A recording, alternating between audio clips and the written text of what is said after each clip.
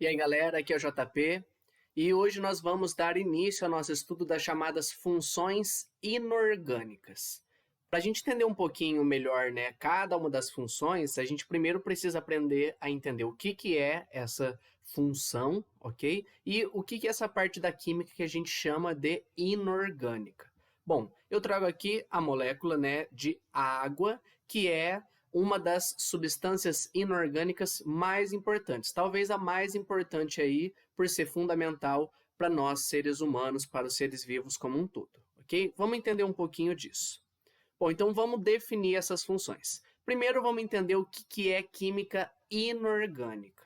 A química inorgânica é uma das partes da química, ok? Em que eu tenho o estudo de substâncias em que o carbono não forma cadeias. Como assim?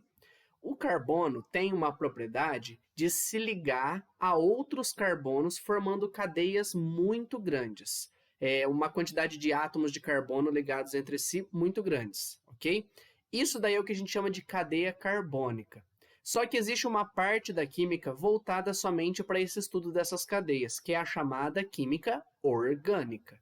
Essa química inorgânica vai estudar todos os outros compostos. Tá certo? Então, é dentro dessa química, dessa parte, que a gente vai focar agora. As chamadas funções inorgânicas, o que são? O que eu chamo aqui de função? Essa função nada mais é do que um conjunto. Então, quando eu digo qual a função orgânica e inorgânica, eu quero saber a que conjunto aquela substância vai pertencer. Como que eu faço para organizar esse conjunto? É só eu separar as substâncias com características e propriedades semelhantes. Então, a gente vai conseguir aí fazer uma previsão de vários comportamentos, simplesmente sabendo a que função orgânica uma função inorgânica, uma substância pertence. Estou falando aqui também função orgânica, porque também lá vai ter essa parte aí das funções, ok? Então, vamos entender aqui no caso da inorgânica. Essas funções inorgânicas são separadas de acordo com a teoria de Arrhenius. Isso vale para todos que a gente vai ver, exceto para uma das funções chamada de óxido, tá certo? A gente pode usar outros critérios aí para poder classificar e tudo mais, mas essa é a classificação mais clássica, a mais usada para a gente poder aí se atentar, tá certo? O que é essa teoria de Arrhenius? Bom, Arrhenius foi um cientista que mediu aí a condutividade elétrica de substâncias dissolvidas em água. Então ele via se conduzia ou não e a partir disso ele foi separando conforme o comportamento dessas soluções, ok? E também conforme outras características, tá certo? Essas funções inorgânicas são divididas em 4 grupos principalmente. São esses 4 grupos que a gente vai focar aí nos próximos vídeos. Quais são eles? A função inorgânica ácido, base, sal e, por fim, óxido. Nós vamos estudar cada uma delas aqui, aprender a classificar. Esse primeiro vídeo é uma introdução e para agora, o que a gente vai fazer para esse primeiro momento? A gente tem que aprender a identificar, através de alguns macetes que eu vou ensinar, a que função inorgânica uma substância pertence, só por algumas dicas muito simples aí. Então, vamos lá. Como identificar? Muito simples. Ácidos vão começar com H, começam com hidrogênio. Então, na hora que eu escrevo a fórmula, se começou com H, é um ácido, ok? Lembrando que isso daqui não é uma regra, tá? Aqui, isso daqui vale como uma generalização e um truque muito simples e muito rápido para você identificar. Por exemplo, aqui, ó, HCl, H2SO4, H3PO4. Perceba que a quantidade de hidrogênios não importa. Então, aqui eu tenho 1, aqui eu tenho 2, aqui eu tenho 3. Em todos os casos, começa com hidrogênio, é um ácido. Também nós temos as nossas bases. O que é uma base? A base vai ser uma substância que vai terminar com OH.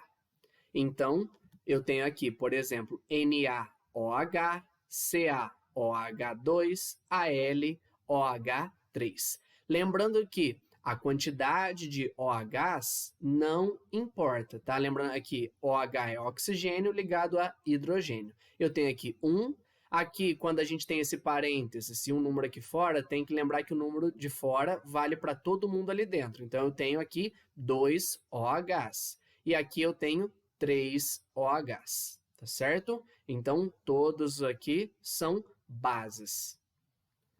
O que vai ser um óxido? Um óxido é um composto formado por apenas 2 elementos e um deles é o oxigênio, ok? Então, a gente tem aí alguns exemplos, tá? Essa é uma definição simplificada, óbvio, depois a gente vai ver ela mais aprofundada.